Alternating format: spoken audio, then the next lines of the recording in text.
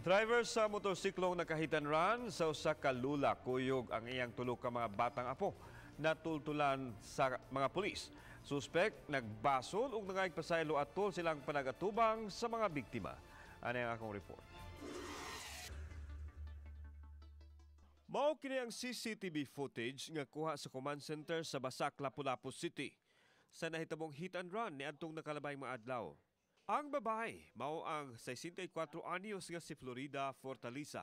Kuyog ang iyang tulo ka mga apo.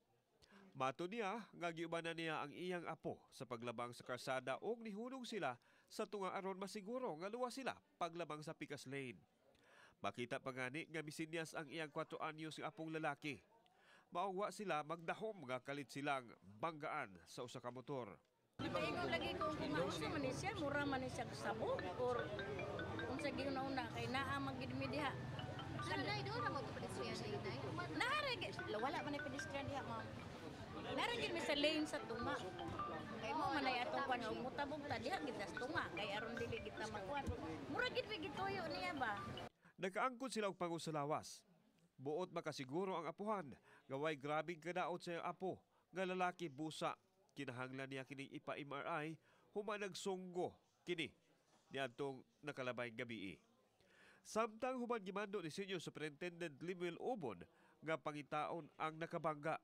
Natultulan dayon sa mga personnel sa traffic police ang driver. Mismo ang Pangulo sa Lapu-Lapu City Police Office ang nangunay sa pag-atubang sa driver. Dihang miabot kini sa gitrabahoan, di nag-atang ng daan ang kapulisan. Siya si Jason Adaptar.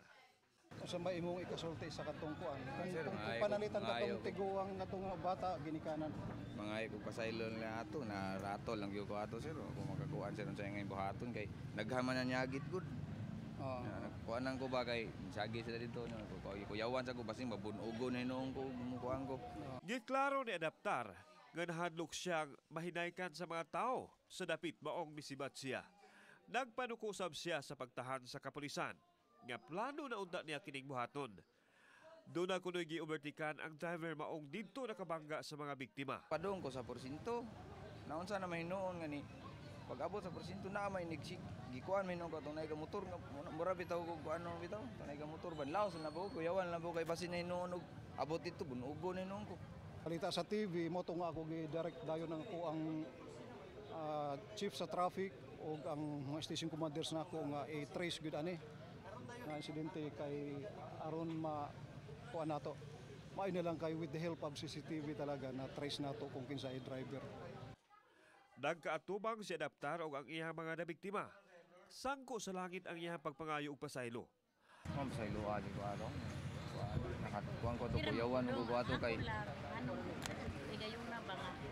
Dito lagi ko. Nidiretso ka ni sunod lang ta sa barangay nga kuanan wala mo ko kay kuan dito sa lahos ko sa merkado ila naman kung kuanan dito murag gibibahan kuya ko si mabunog niya ko noon. Una gani ko pag abot ko mga bata ta na ato no ya. Mamaor ko ni sa mga anak ko edad.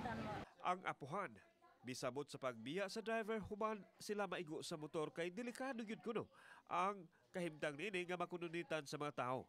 Apan ang iyang gibahayan ngano wa kini dayon mutahan sa kapulisan. Okay ra man ko ana sir. Sito kay maluoy man punta ko. Pasalamat lang sad ko adtong higayon nang awa sad siya madakpi awa siya mo wana mo kay mabunog man gid siya. Dako na gid hinuon nga problema. So niyon kay ko sa mga bata, ko sa kinalang total wa may naunsa sa atuha. Wala may nakuan sa mga bata.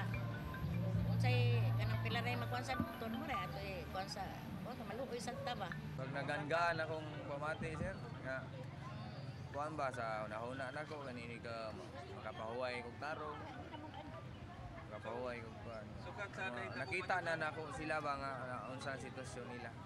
Giklaro ni Colonel Obon nga bisan og wa niladak pa ang driver apan kinahanglang panubagon niini ang responsibilidad ngadto sa mag-apuhan. Andam hinuon ang driver nga motabang kung adunay gikinahanglan ilabi na sa pagpahiling sa doktor sa mga nabiktima. Sa atong motorista naman, bisang mulabang na bisag kuan ang caution gihapon sa pag-drive.